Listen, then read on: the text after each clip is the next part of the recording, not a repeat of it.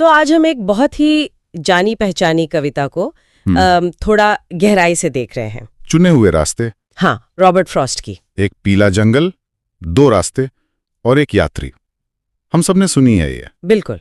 और अक्सर इसे हिम्मत की या अलग राह चुनने की निशानी मानते हैं ना। हाँ, बिल्कुल। पर क्या ये इतनी सीधी है या इसमें कुछ और भी है? वही तो, चलिए इसी की परतें खोलते हैं आज। जरूर। तो शुरुआत होती है एक बहुत आम सी लगने वाली पर गहरी सिचुएशन से। यात्री एक दोराहे पर है। हाँ, दो सड़कें एक पीले जंगल में अलग हुई और उससे फौरन ये एहसास होता है कि भाई दोनों पर तो चल नहीं सकता, एक ही चुनना होगा। सही। तो वो एक रास्ते को देखता है, दूर तक जहां तक नजर जाती है, जब तक वो घनी झाड़ियों में मुड़ नहीं जाती। ये वो पल है जहां हम रुकते हैं, सोचते हैं, है ना? जिंदगी में भी ऐसे मोड़ आते हैं। हाँ, और ये सिर्फ देखना नहीं है, वो सोच रहा है, तौल रहा है। काश दोनों पर चल पाता। बिल्कुल, ये इच्छा तो होती ही है कि काश सारे रास्ते आजमा पाते। बहुत मानवी है ये। सही कहा। फिर वो दूसरा रास्ता चुनता है और कहता है कि ये भी उतना ही सुंदर है, जस्ट एज फेयर। हाँ। पर फिर एक दिलचस्प बात जोड़ता है कि शायद बेहतर दावा पेश करता है।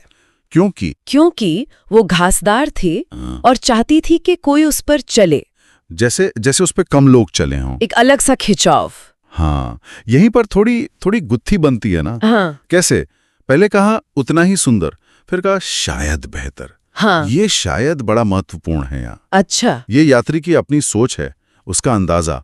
वो उस रास्ते को जैसे एक कहानी दे रहा है, उसे ज्यादा इंटरेस्टिंग बना रहा है। क्योंकि वो अनछुआ सा लग रहा है। हाँ, बिल्कुल। पर क्या ये सच है? कविता आगे कुछ और बताती है। हाँ, आगे वो कहता है कि उस सुबह असल में दोनों रास्तों पर चलने के निशान लगभग एक समान थे। Exactly. Really? About the same. ये तो पूरी बात ही बदल देता है। मतलब जिस रास्ते को वो सोच रहा था कि इस पर कम लोग चले हैं, वो भी उतना ही इस्तेमाल हुआ था, कम से कम उस सुबह तक तो। ये तो कमाल है। तो मतलब उसकी जो धारणा थी और जो रास्ते की असलियत थी, उनमें फर्क हो सकता है। हाँ, और वो कहता भी है कि उस सुबह दोनों रास्ते पत्तियों से ढके थे, जिन पर किसी कदम ने काला निशान नहीं छोड़ा था। मतलब उस पल में दोनों ताजे थे, एक जैसे विकल्प।